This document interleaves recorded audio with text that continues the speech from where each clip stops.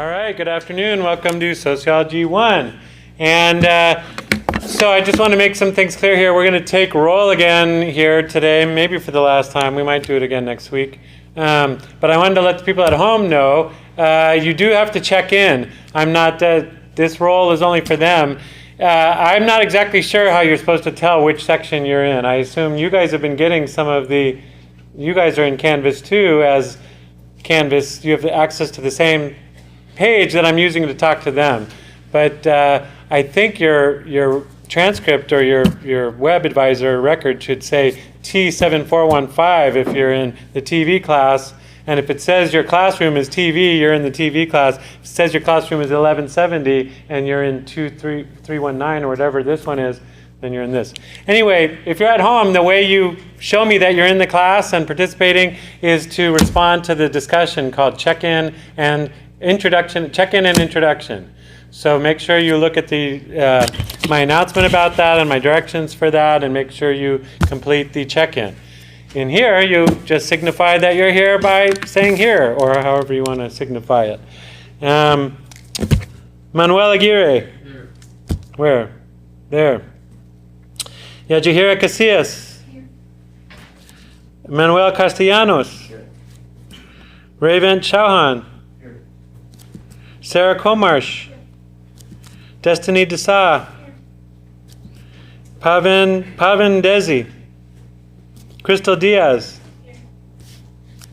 Justin Forrester. Here. Patricia Gonzalez. Sorry. Ian Hamlin. Deborah Hansen. My daughter's been listening to Hamilton too much. That's why I almost called you Hamilton. Deborah Hansen? No? Gerline Kaur. Cindy Kine. Here. Anant Kumar. Here. Juan Mendoza. Here. Mario Miramontes. Vivian Mua. Riley Monday. Here. Andrew Neville. Here. Jaswinder Nirwal.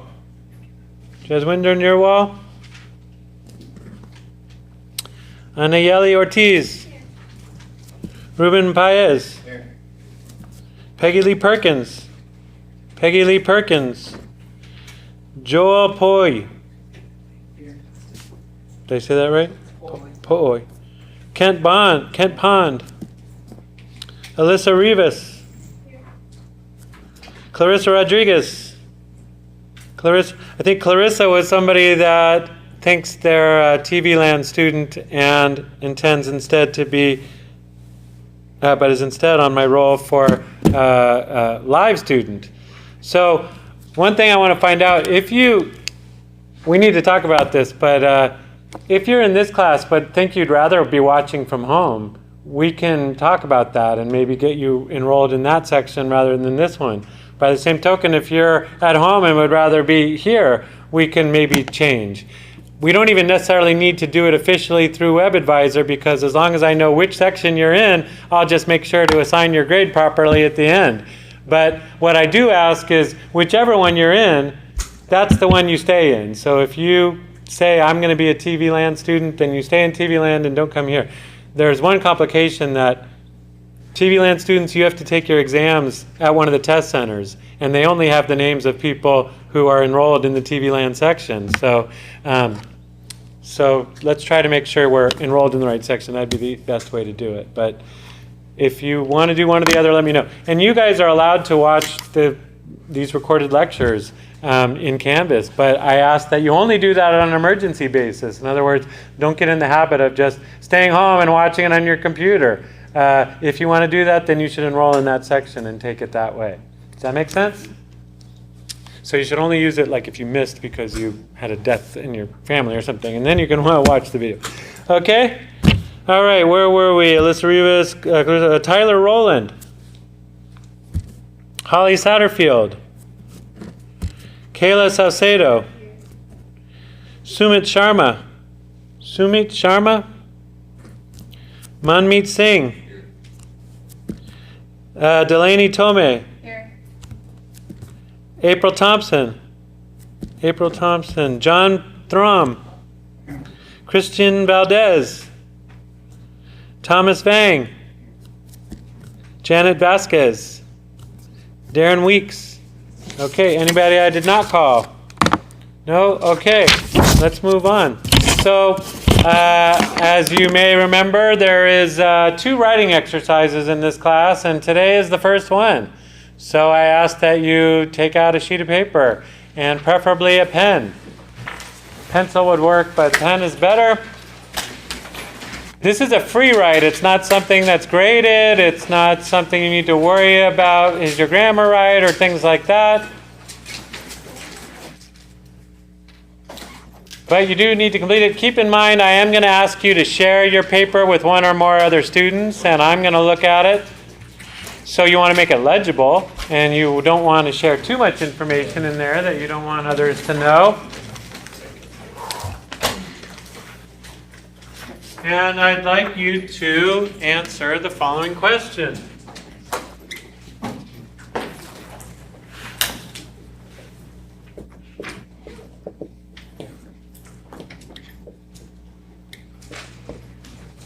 Who are you, sociologically?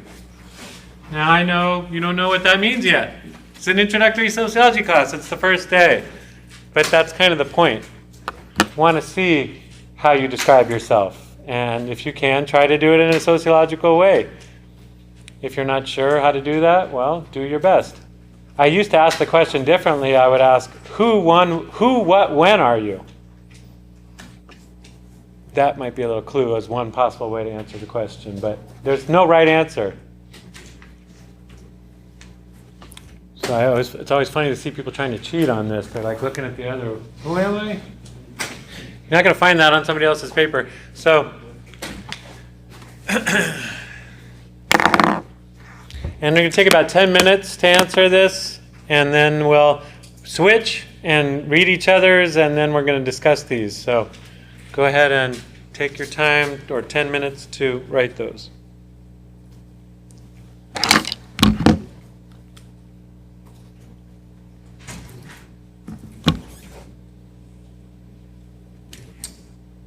So Sociology 1, what's your name? Miguel. Miguel? Soto? Oh, you just registered? Yeah, because you're not on my list. Well, if you're enrolled in the class, you should come. It's the first day, really. So come on in if you think you're... Are you sure you're enrolled? I can try, and I just printed this out. Yeah. Like just now? Yeah. 'Cause- okay. Overseas. Okay, I guess it's still letting people in. That's kind of... Are you sure you didn't enroll in the TV version of it? Yeah, let's see. Come here. I'm going to look on WebAdvisor. You too. Are you enrolled? Or? Yeah, one was in class. Oh, okay. This is right. Okay, you can show me right there. Let's see. Oh yeah. Oh, TV room, TV. Oh no, you're enrolled in the TV section. Oh. So, Okay. is he in the same one? Yep. Let's step outside. I'll explain to you what's going on.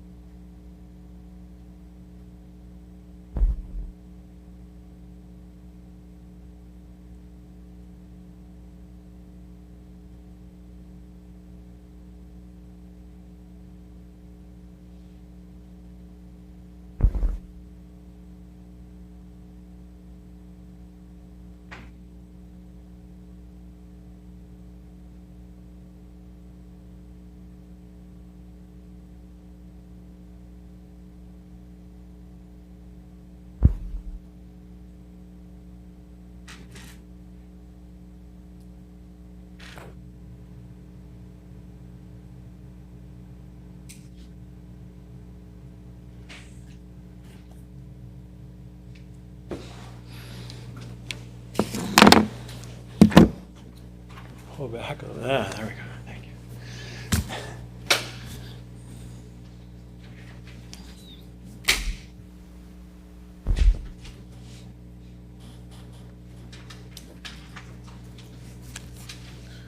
I don't really need this actually. Maybe I will.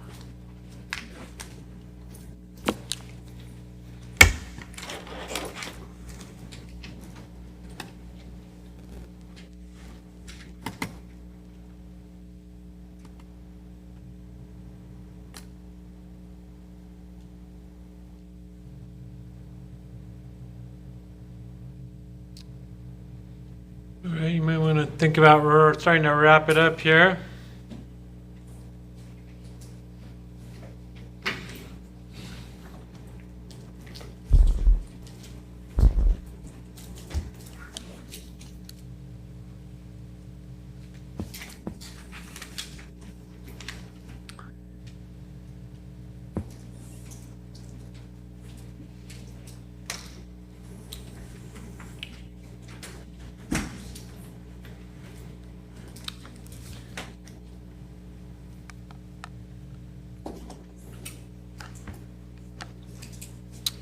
Okay. Remind me your name's Holly Satterfield and Alexis last name? Melcher. Melcher.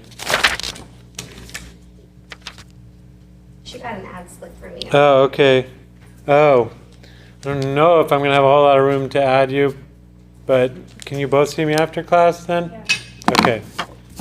You can take it as a TV class. But we're kind of full in here, but maybe we can fit you. There is a seat today.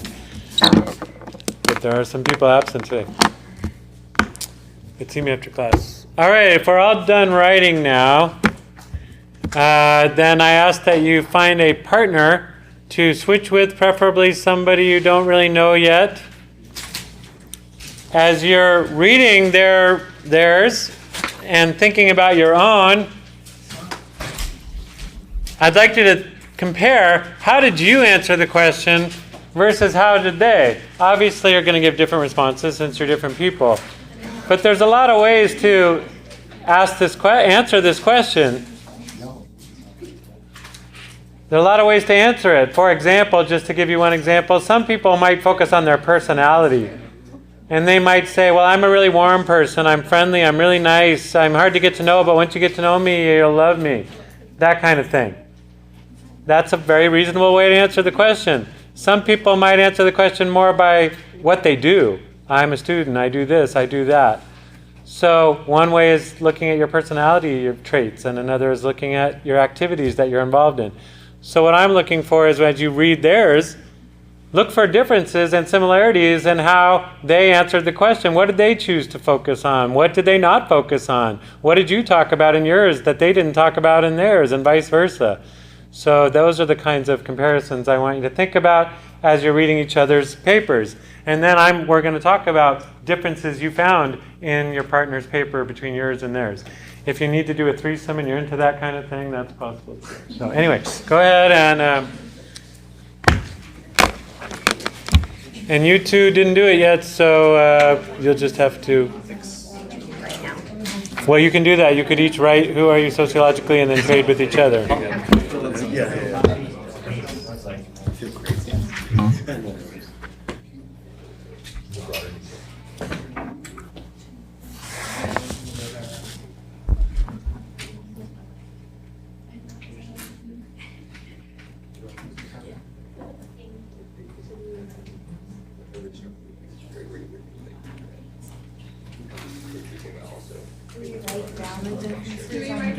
You don't need to keep written notes. I'm not asking you to turn in anything, but if it helps you to remember it, then you can do that.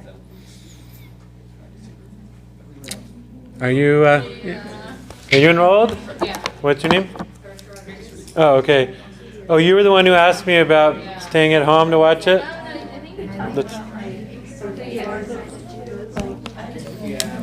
During my break on Friday, I went on the computer and I guess I just misread the message. So Oh, okay. Yeah. Did I email you back I yet? haven't shown. Oh, okay. Well, what I want to say is, yeah, if it said 1170, It's this one. then it's this one. But we're kind of full in here, and if you'd prefer to take it at home, I could let you do that. But we might need to just have you drop this one and add that one, and then you'll be in that one, and that might be a better way to go for you, unless you want to be in here. So it's up to you. But since you came late, you missed what we're doing today anyway. So you can complete this part of the class online by doing the check-in and introduction that everybody has to do. So I can just drop in and go into the TV one. Is that what you're saying? saying what? Drop this one and go into the TV one? Yeah, I mean, if you were, didn't you send me an email saying you weren't sure if you Yeah. were in the TV land or the online Yeah. or the live group? So if you want to keep just interacting through Canvas, you can do that. Ideally, you would actually add that class and drop this one. Because when it comes time to take the exams, when you show up at the test center, if you're not enrolled in the TV section, they won't have your name. They might not let you take the exam. But we can work around that. I could tell them, hey, make sure you let Clarissa take the test there. She's actually in that section. But it'd be easier if you just drop this one and add that one. Okay. So you could probably do it all with WebAdvisor. I don't even know if you need an ad drop form because there's spaces available in that one. I don't know if they let you add at this point, I can just go but you might just go over there and get an ad form and just take care of it while you're here, and then you can do the check-in and introduction, and you'll be all caught up to date in the class. Okay. Okay. Yeah, I know. Me too. All right.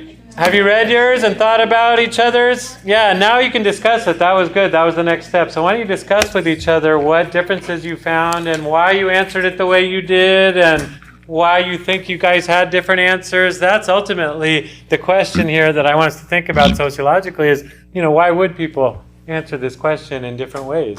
So go ahead and talk with each other a little bit about it.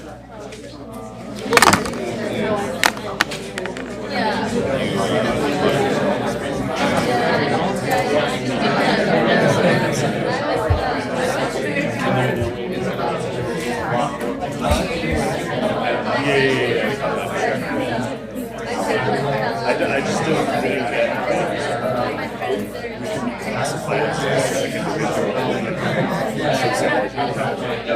like, are you one person in sociology, or like, do they label you, I guess? It's always very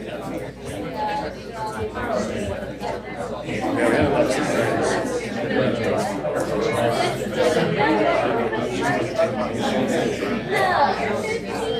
Like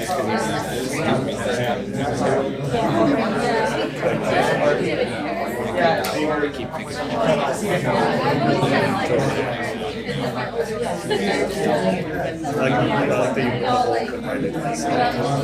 you you meet a lot of people that what they believe, that's what it is. Like, they believe affect them, or even kind of change their mind, or even go to I don't know. I mean, I'm sure it's also something maybe Yeah, but you want to be like all a little bit of everything.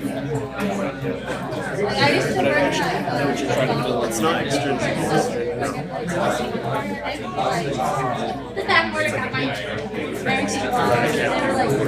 They're like specific words that's why someone is being like outgoing and then I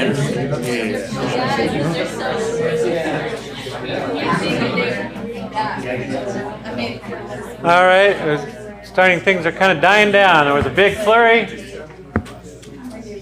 Now I see some people not even talking to their partner. All right, well, anybody notice any interesting difference between how you answered your paper and how the question and how your partner did? We're very similar. Very similar, you two? What do you mean? What did you talk about? Our personality traits, about being reserved at first and then very open and extremely goofy. Okay. So personality, and I'm writing on this screen now. Nope, you had it for a second. There it is. So personality is one way to describe who you are, and yeah, you can see my handwriting is not great. So personality is one way to describe yourself, and a very common one, especially in our culture in America. It seems like when somebody asks you who you are, that seems to be what they're asking. What kind of person are you? But that's not the only way to answer it. What other ways did you answer it, and how was it different from them or from your partner? We kind of described it like our age, Okay. where we lived, Okay. what kind of group we belong to. Well, region where you live obviously can have a big impact on who you are. One question I'd be interested in is, were you talking about where you live, like I live in Yuba City or something like that? Or, another possibility is that you're talking about the region of origin. Where did I come from? So what were you guys talking about in your... Well, on mine I put, I'm an earth dweller. Oh, that's a pretty broad place. Yes, okay. And he said he was from a different planet? No. Well, so I just wondered how many in this room mentioned where you live as part of who you are? How many of you mentioned some other place that you came from as part of who you are? Only a few of you. And so one thing I'm trying to point out here is not an earth-shattering point to make, but it seems to me, well, why would some people talk about where you're from and others didn't? You probably have some personal connection to that location. Right, or if you're an immigrant from a whole other country, then that might be a very significant part of who you are. Or if you came from somewhere that's very different from here, where did you come from? I assume you're not an immigrant. No, I'm not an immigrant. My family is from Mexico, though, but I'm from Napa Valley. So Oh, okay. just only 2 hours from here, but it is a lot different. But a world away. Yeah. And so, yeah, so maybe that's part of it. If who you are is evident to you that I'm not somebody from here originally, then you might be. So in your case, do you want to say why you? Yeah, I'm from India. Okay, so an immigrant, and so therefore you're very conscious in your mind that I'm an immigrant, I'm not from here, and so that is a big part of who I am. All of us are probably immigrants in some sense, unless you're a Native American, But how many talked about some other nation your ancestors were born in? Oh, you did? So you're American, but you talked about relatives coming from somewhere else? Yeah, Mexico. Okay, Mexico. So how many in here have parents say that weren't born in this country? So quite a few of us, but only one of us really mentioned it. So if you're born here, you probably feel like I'm an American, I don't need to say much about it. But if you weren't born here, you might say, well, I'm from somewhere else. So that's not earth-shattering. I'm sure you probably could predict that people would do that. But what other differences did you see? Were you surprised at all by any differences between how you answered the question?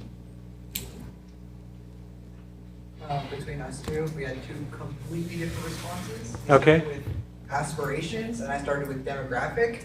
So that started really weird, like a more calculated point of view to a more personal. Okay, you used some big words there. Let's make sure we all know what you're talking about. So you said aspirations. By that you mean he defined himself more by what he hopes to become? Yeah, what he hopes to do, like what's important. Okay, and demographics, you mean that you said my age, my height, my weight, my race, what'd you say? I'm 18, I am white, I am straight, I am upper middle class, probably. Okay. And his? Do you mind saying how yours started out? Well, mine was kind of similar with the age thing. Okay. I'm 17-year-old to get trained to become successful. I've become a successful person. Well, there's something very similar about both of yours, I just noticed. Anybody catch a similarity in theirs, aside from them both being 18, isn't it? He's 17. Oh, okay. Well.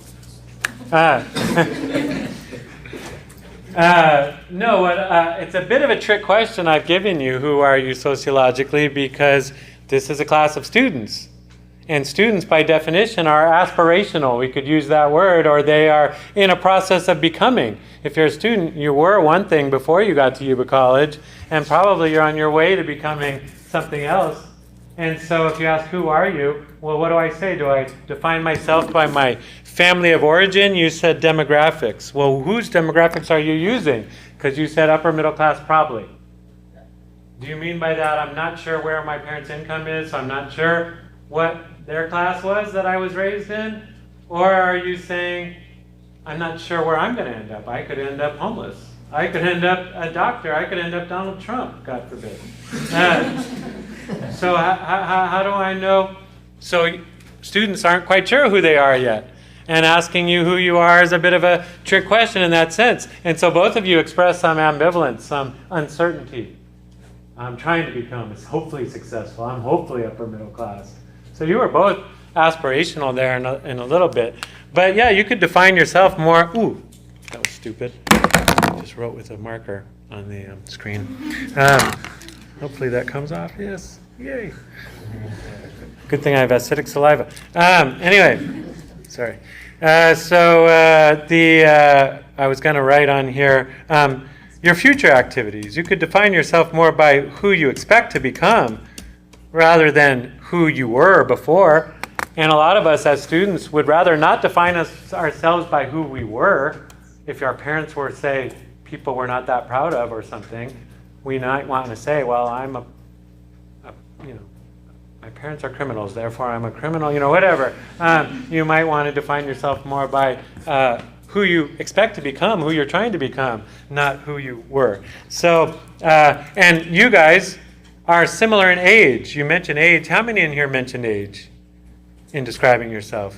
Not that many of you. But I think if you ask an older person in here, like myself, who are you? I might not start out with the same kinds of things you're talking about. How might I answer it? Well, do we have anybody in here work full time? How many people defined yourself? How many mentioned work? Your job? Very few of you mentioned your job. And I think all of you that just said your job, how many in here are over 25? Only a few of you. So I think if you were older, and usually in a class like this, we have more range of people and we get these different responses, because if you ask a 50-year-old, who are you? And you ask an 18-year-old, who are you? You might get very different responses because of the stage in life they're at. First thing I would have mentioned was something like, I'm a father, I'm a sociologist. These are things I am now, but how many mention your family of origin? That's another thing, is your family. How many mention being part of a family in some way? And are you married? How many in here are married? And you didn't mention being a husband in here? Most of the time what we see in this class is that the people who are married who already have an intentional family. So your family of origin is the family you're born into. But your intentional family is a family you might have created already. Might not have been all that intentional. I don't know why they call them intentional. Sometimes it's an accident. But when we get married and have kids, we're beginning to form a new family. And so for people who are in that boat, it's probably a little more conscious in your mind of who you are, and it defines you more, who you are. Whereas if you just got born into some family somewhere and you had no choice in the matter, you might not define yourself by that as much. Like how many talked about, well, I'm the son of 2 people, or daughter, I have 3 brothers. I mean, is that really who you are, or is that who you were? But anyway, there is something called the big 3 in sociology, or I call it that. It's 3 main things. Somebody kind of mentioned one. But really, I haven't heard the other two at all yet, and I only sort of heard one. And that's part of why I do this exercise today, is when we ask people to describe themselves sociologically, they usually don't pick the things that sociologists think are some of the most important things that define you sociologically. What were we going to say? Well, when you mentioned family origin, because the question is, who are you? I purposely didn't include the rest of them Because it wasn't asking who are you and yours, yeah. just who are you. Yeah, I mean, so it becomes a semantic issue of what am I trying to ask here. But it is interesting. I didn't give you much guidance, so it's interesting what people choose. I still haven't heard the big three are really only part of one. Well, I'm curious to see more. I'm not saying what those big three are because I want to see what other answers people gave and if you think maybe you did get into some of those main three. But any other differences people noticed? Level of authentication. Hmm? Level of authentication. Who, you talked about that in yours? And they didn't talk about it in theirs? Okay. Well, so another way to define yourself is not by your future activities, but by your achievements. What have I done already? And there again, maybe that's a function of age. If you're young, you're 17, 18, and you haven't accomplished a whole lot, then maybe that doesn't come to mind as the thing to say about yourself when somebody says, who are you? On the other hand, if you already have a master's degree or something, or a BA or something, then probably you'd want to mention that. And people like to put their letters after their names, you know, when they've achieved them and earned them. So is that the case in your case? What is the level of education that you achieved? I just say that people base on different things like age, gender, level of education, incomes, personality, values, culture, which is mentioned. You mentioned, okay, so a range of factors. Okay. Yeah, I mean, and you kind of are touching again on at least one of them, the three. Religion? Religion's a big one in sociology, but it's not one of these main three that I'm talking about. And I'm always curious to see how many in here talked about your religion as part of who you are. Only one person. But let's be honest, for how many of you is your religion a big part of who you are?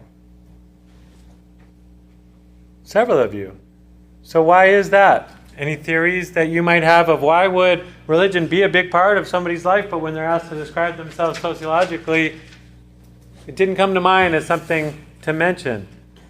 Judging aspect, or Yeah, the social desirability aspect is called, or, you know, religion is something people like to keep private and not necessarily get into a debate in a college classroom.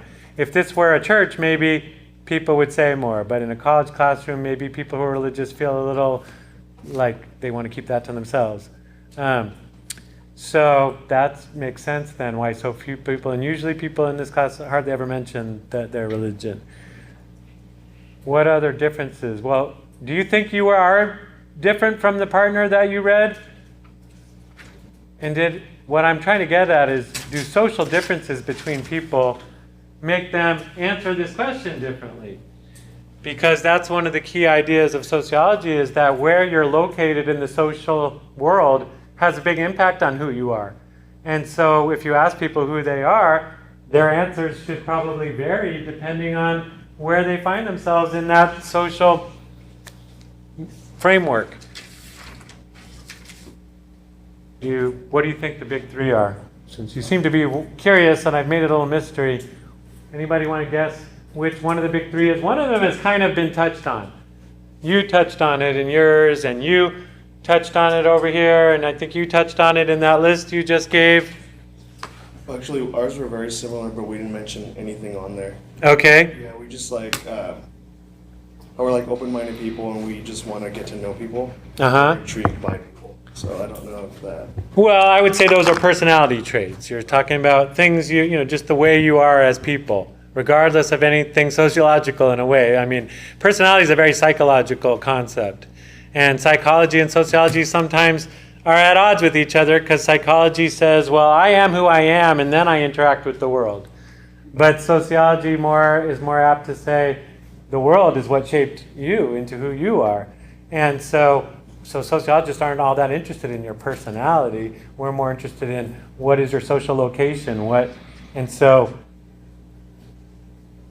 I would assume part of why your answers are so similar, can you think of any social similarities between you that would explain maybe why your answers are similar?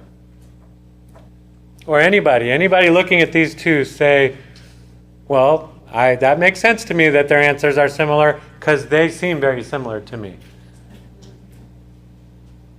Huh? I was just saying, they look like they would hang out. They look like buddies. Well, what is it? So a lot of times we act on the basis of sociological information that we have about people, but we're not even aware that we're really doing that. But you say they just look like they can hang out together. Well, what are some social similarities? They're Both hat wearers. maybe their age. Age, maybe. So that is a similarity. Both male. Male! You just hit one of the big three. What's the big three I'm getting at there? Gender. How many in here mention your gender? Raise your hand and keep it up if you mention your gender. Look around the room and see, do you see any pattern? And I don't, I'm sorry, but normally I do. A pattern in who raises their hand when we ask who talked about gender and who didn't talk about gender. Did either of you talk about gender? And yet your gender is similar. You're both young males in America. Those are some pretty significant similarities. You also have some differences that seem apparent on the outside that also maybe get into the big three. What differences do you see between these two? Ethnicity, race, or ethnicity. I don't know what you guys are. Again, you can't always go by appearances. Even with gender, you can't always go by appearances, can we? But gender and race, ethnicity, and we'll talk more in this class later about how are race and ethnicity different from each other? What do those terms mean exactly? Sociology is a little weird when it comes to race and ethnicity because, as we're going to talk about later in this class, on one hand, we argue in sociology that there really is no such thing as race. What we call race, what we think is a big difference between people, is more of a created difference rather than an actual biological difference. And so we argue in sociology that race is a pseudo-scientific concept.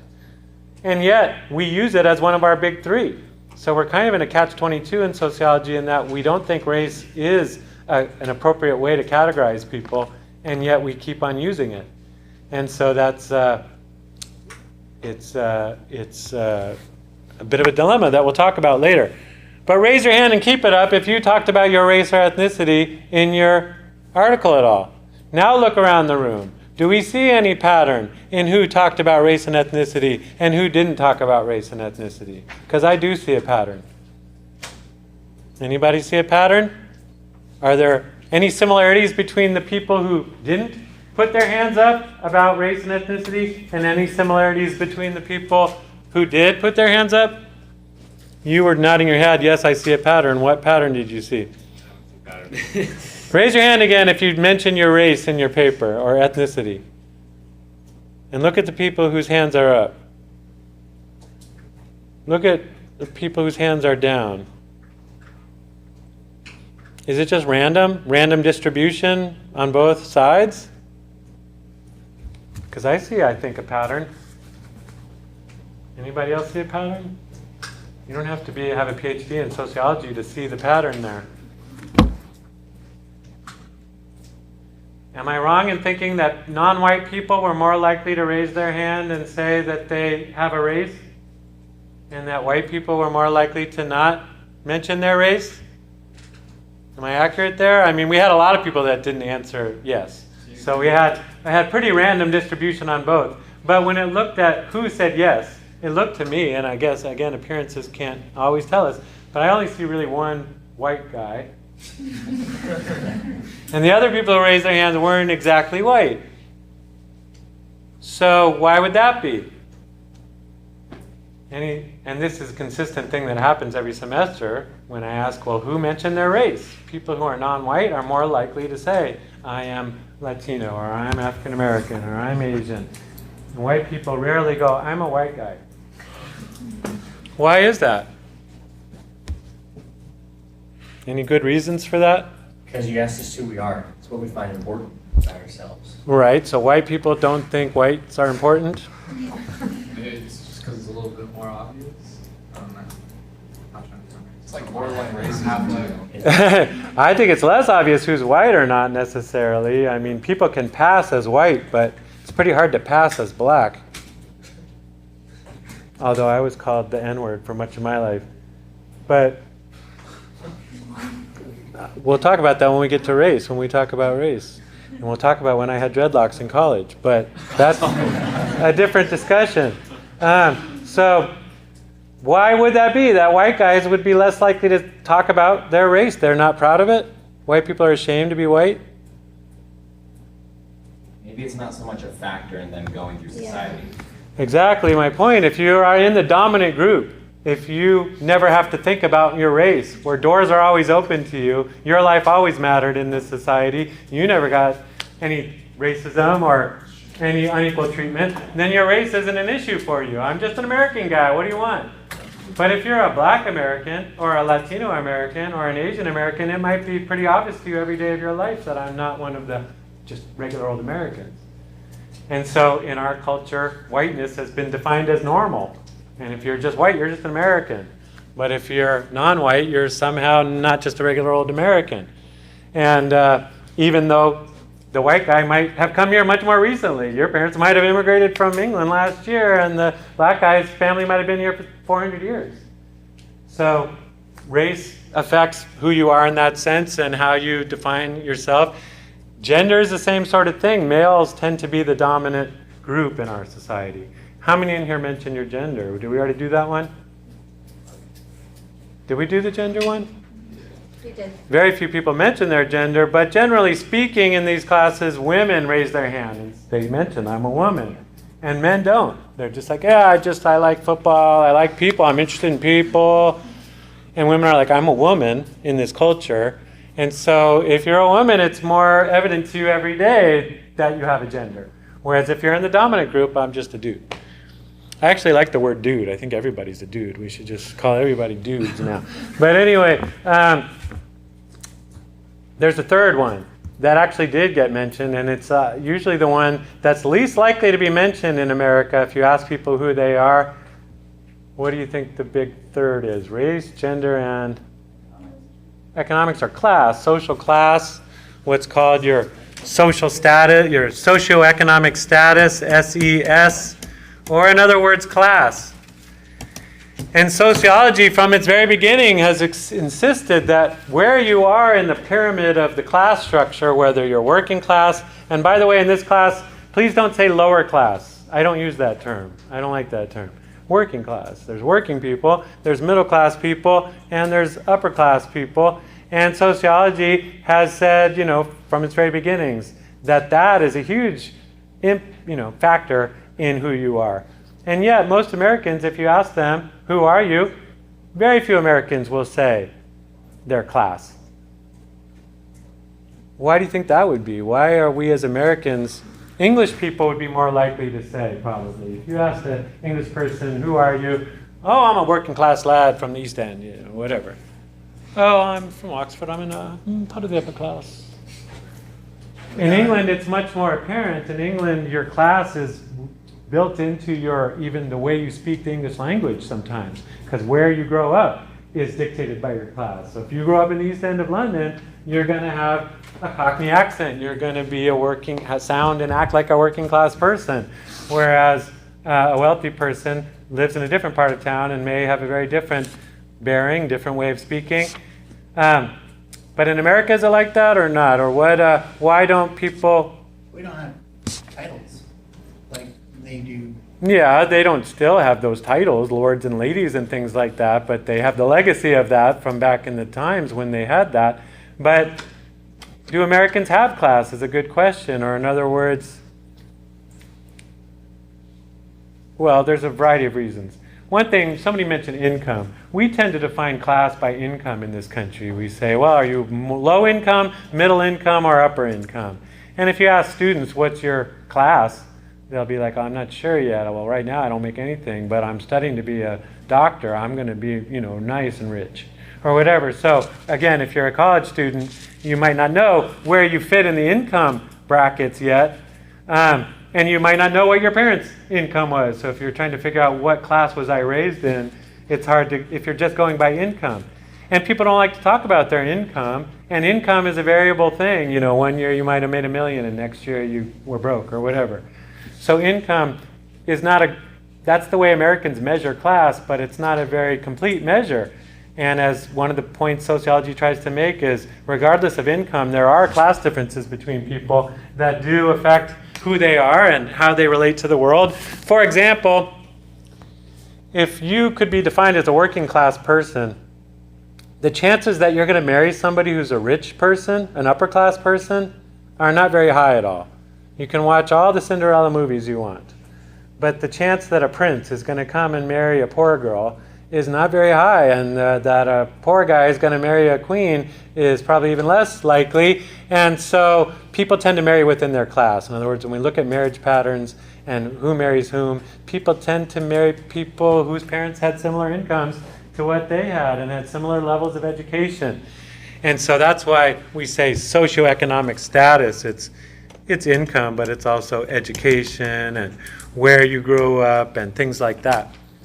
But Americans, we like to say that we don't really have class, that we have social mobility in America, and that I might have been born to poor parents, but I'm going to be rich one day. And so we don't like to think that we're limited by our class location in society. And sociology in some ways puts a damper on American ways of thinking about who we are, because in some ways sociology is trying to say you're locked in to these categories. There's gender, there's race and class, and these have all important effects on who you are. And Americans don't like to think that way. We like to think we're just individual people who make our own choices about who we are and what we like and what we get to do and what we want to do. And so the whole American culture and its way of thinking is in some ways the opposite of sociology. America is all about being an individual and finding yourself. And sociology is all about trying to figure out which groups you belong to and how that affects who you are and what kind of life you can have. But if I use the big three to describe myself, if I tell you I'm a middle-class white man, I like that you mentioned sexual orientation. That was another one, by the way. You said you were straight, which is odd. It's not odd to be straight. It's odd that somebody would mention that, because there again, that's the dominant group. If you're considered straight, you're considered normal. So why would I mention my sexuality? I'm just a person with normal sexuality, but you wouldn't even bring it up. Whereas if you were not straight, it might be much more apparent to you on an everyday basis that who I am is not the dominant thing in our society, and so it is who I am. It's an important part of who I am and that I talk about. And lots of gay people, if you ask them who they are, they go, "Hi, I'm so-and-so and I'm gay." And you rarely hear people say, "Hi, I'm Mark, I'm heterosexual, it's nice to meet you," you know. It's just not something people bring up. But again, that's making this point that if you're lucky enough to be members of the dominant group, you don't always have to think about who you are sociologically.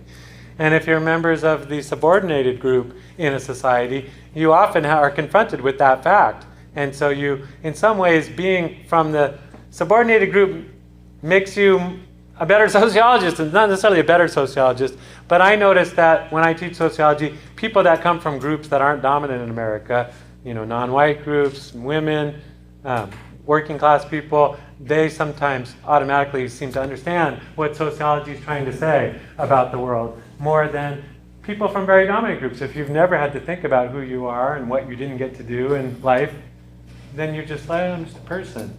And you didn't really think sociologically about it. But if I tell you I'm a middle-class white man, does that tell you much about me? Well, it tells you nothing, in a way. So some people feel sociology, what they don't like about it is if you're putting people in boxes, you're not really saying anything unique and interesting and important about them. You're doing the opposite of that. You're just putting them in their box. And you guys seem to, many of you, want to define yourself not by the boxes that you're in, but by the things that make you unique, the personality traits you have, the things that make you you. And so that's the tension we're dealing with here within sociology is this sense that I am a unique individual. I do make my own choices. I am who I want to be and try to be. That is a real thing, and we feel that. At the same time, as I think we can see here, where you find yourself in a society dictates a lot about what you can or can't do or hope to be or not hope to be. And so we don't always get to choose, who we are and what we think. So it's a tension. And sociology in some ways is putting a damper. Maybe it's a little bit of a downer thing to say, well, we're not as free as we think we are, and we don't get to marry whoever we want, and we probably won't, and we probably won't get to be as high as we want in the social structure. And but hopefully sociology, by calling attention to some of the limitations that are on people that they didn't think were there, help us critically examine society and then ask, well, why are those limits there, and should they be there, and what would we need to do to loosen those limits or remove them. So anyway, I don't know if you find that interesting. It's maybe harder in this class when we have so many people in a basically similar boat. You're all basically under 25. You're all in college. You're all from the Yuba Sutter area. So in some ways, sociologically, you're not that different from each other. And it's not that surprising that when I asked you to answer that question, that your responses weren't all that different, and not many of you had much to say. I have noticed that when my classroom is more varied, and we have old people and young people and a lot more diversity, then sometimes we get a more interesting discussion going here. But any thoughts on anything I've had to say here? What about sexual orientation? How many mentioned your sexual orientation? Only one guy, and it was the straight guy. I bet there are people in here who aren't straight, but they didn't mention it in their paper. So I will take these, and I'll hopefully get a chance to look over them. I hold on to them, though. I'm not going to be turning them back, because in some ways this is part one of a larger exercise we're doing, and part two is going to happen later on in the semester. You guys at home, you kind of already spilled the beans about what we're trying to do here. What I've asked you at home to do is read each other's introductions and comment on each other's. But now that you've seen this, my sort of punchline to the whole writing exercise, you guys can comment on, try to analyze each other's responses in the way that we just did. Why do people choose the things they chose to talk about? And how are they different from your choices and what you chose to talk about? And so describing ourselves sociologically isn't necessarily a natural thing that Americans do all the time, and it's not necessarily a pleasant thing to do perfectly. But in general, what it would mean is locating the different social groups that you're a part of and trying to, list them and think of, put them in relation to each other. All right. I'm wondering where I should start, because we have some time here and I can start lecturing. And I think where we'll start is with some key terms.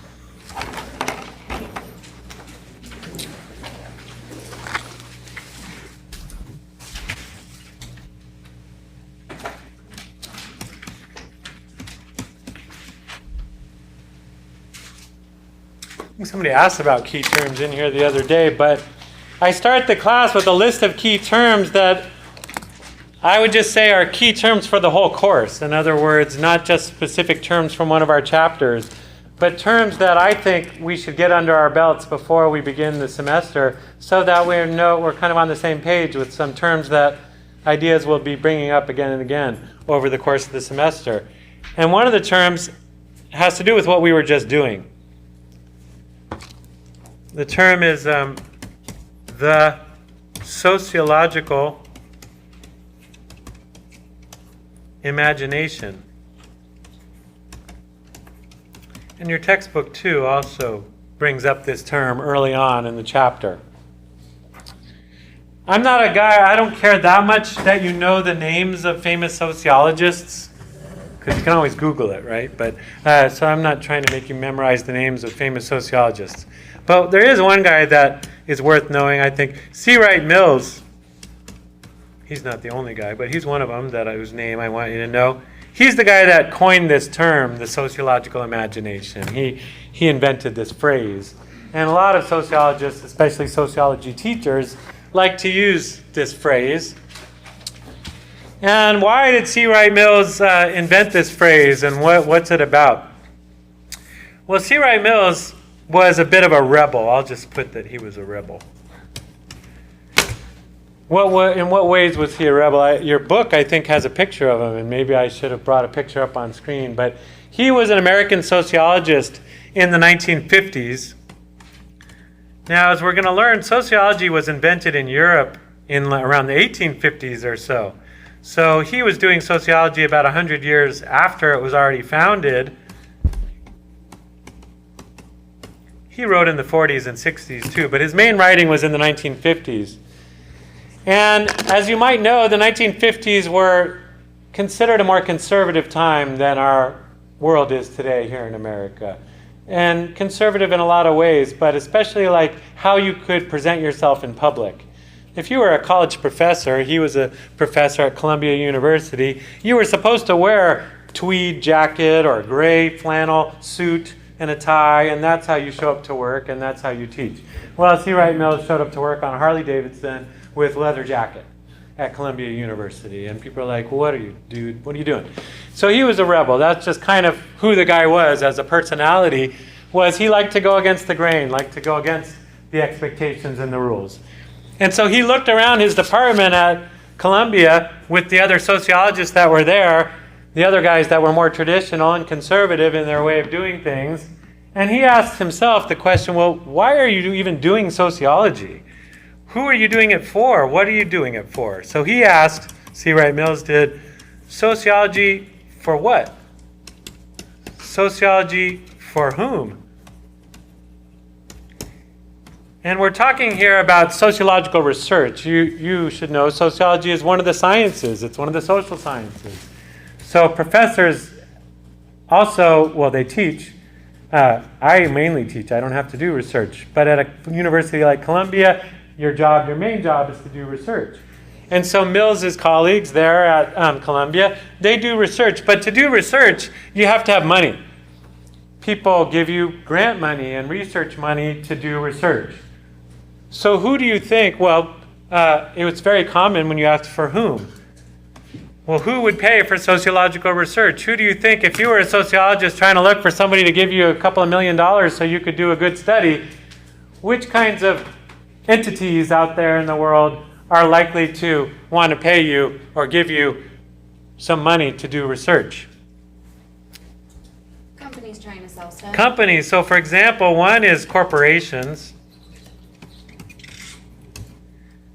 Another very common, again, back in the 1950s and still today, but as Mills was looking around at his colleagues, some of them were getting grant money from corporations. Some were getting grant money from the government, U.S. government. What kinds of research questions might corporations have, big companies have, or big governments have? You said they're trying to sell cars. Well, so let's take GM. I'm saying sell stuff. Sell stuff. Well, let's take General Motors. General Motors was one of the biggest companies at the time that Mills was writing. And General Motors was one of the companies that would pay sociologists to do research. If sociological research is on social groups, which social group might a company like General Motors be interested in knowing more about? If you were going to hire a sociologist, if I was the CEO of GM and I'm trying to sell more cars to people, who could I study that would help me do that? Caucasians? Why would I study Caucasians? Huh? Well, why would I study them? Okay, so consumers. So consumers would be one group, people who might buy my car. And I might hire a sociologist to help me understand the consumer. Maybe I'd want to look at that particular demographic group, the Caucasians. But I might also want to sell to other groups. You're a good businessman. You don't want to limit it to one race. But yeah, so you're trying to sell cars to consumers. And you might hire a sociologist to study what do these consumers want, what's their preferences in cars, things like that. That's true. Are there any other social groups that a big company like General Motors might want to understand better? Middle to upper class. Well, that's the demographic. So again, the consumer, yes. But aside from consumers and different segments of the consumer market, is there another group of people that if I'm the CEO of General Motors that I'm worried about, that I want to understand better? Other company? Maybe other companies, but a sociologist might not be the best person to study that. You would hire an economist or a business, a guy with an MBA. But if I'm trying to study social groups, a company is not a social group, it's other companies. They're workers. They're workers. So your workers, if you're a big company and you have thousands of people working for you, you might want to understand them a little better. Not because you're trying to sell them cars, but what would you be trying to get from your workers? More work for less pay. You want your workers to be producing more cars for you to sell and hopefully not costing you more, hopefully costing you less. What about the US government? Who might they be interested in studying? If President Obama wanted to hire a sociologist, which group of people might he want to understand better? And not just President Obama, but Trump and Hillary Clinton. Voters, citizens, you want to understand your citizens better. Why? What kinds of things, if you're the government, if you're Obama, why might you want to know a little bit more, say, about the Tea Party movement or Islamic terrorists or... Who your opposition is. Well, not just your opposition, but if I'm Obama not trying to run for office, he's done anyway. He's the president. So as president, not as candidate, not as trying to win the office, but as president, why would he want to study Islamic terrorism or... Understand why they blow up buildings, I guess. Or you can start to move your resources in a direction and start to... Well, again, yeah, governments are trying to keep their country going and keep it stable and keep it moving forward, and you're probably trying to understand who might be a threat to that. So if there's terrorists, you might want to understand political movements that are trying to overthrow the government or trying to create change or things like that. So you're trying to understand your citizens better, and foreign citizens maybe, but your own citizens, so you can maintain peace and order and productivity and prosperity in your country. So for whom? Well, what do corporations and the U.S. government have in common? They're powerful. If you're helping the CEO of General Motors, or if you're helping, or you're helping the President of the United States, you're helping the powerful people. That's who these sociologists at Columbia, if they're taking grant money from GM or grant money from the federal government to do research on consumers or on workers or on the citizens, they're taking money from the powerful. And then for what? What is the common thread there? What is Obama trying to do through studying the people? What is the GM CEO trying to do through studying consumers or studying workers? Is there a common thread there that all these people with power, what are they trying to do by paying for sociological research? Trying to get more power, trying to be more in control, more powerful. The more cars I sell, the more powerful my company is. The more I can keep the voters in line and not wanting to overthrow America, the more the Democrats are going to be in power and control. So Mills is looking at these other sociologists and saying, so your whole life is devoted to helping powerful people be powerful. And Mills says, well, I'm a rebel. I ride a Harley. I wear the leather jackets. I'm not interested in helping the powerful be more powerful. He said, what if we had a sociology that was the opposite of that? What if you had a sociology that was for regular people, regular folks? What if it was not for domination? In other words, for what here? The purpose is domination, trying to control people and dominate them and get them to do what you want them to do. But Mills asked, what if sociology could help regular people not dominate others, but be free of domination? In other words, liberation. So in other words, Mills says, in this sociological imagination, we'll just put that back up here. He's saying we need a kind of sociology that isn't just sociology for the powerful people to help them be more powerful. We need a kind of sociology that helps regular people be more powerful, or in other words, regular people be free of the power of corporations and governments and other large entities that try to control them. So we're starting this class with the idea, sociology isn't just for scientists. Sociology, that's the kind of sociology I practice. I have a degree in sociology. A lot of you probably won't go on to get a degree in sociology or go on to be a sociologist. And so you won't ever get grant money from powerful people to do sociological research and help control people. So that's not even a purpose for you to take sociology. But another reason to study sociology and to learn sociology is as that it can be a tool for common people, regular people. I'll just call them the common folk. And it's a tool of self-analysis, who am I, and social. So I'm writing a tool of self and social analysis. He calls it the sociological imagination because he's saying it's a way of thinking. It's a way of thinking about the world and yourself. And if you can develop your skill in this way of thinking, you will be freer. You will be more liberated. You will be more in power of your own life and less able to be controlled by these other powerful entities. So we kind of start with this idea in Sociology 1 because I want you to see sociology is for you. Even if you never go on to get a degree in sociology or go further than this class, what Soc 1 can help you do is develop this skill, this tool of analyzing yourself and society. And when we're asked the question at the beginning, who are you sociologically? Very few of you gave very sociological answers. So that suggests to me you don't yet have this tool yet. And so that's one of the things this class is hoping to help you do. What we haven't answered yet, though, is what is this tool? How do you use it? What is he talking about? And so we'll come back to that question on Monday, and we'll talk about some other key terms. All right, have a good weekend.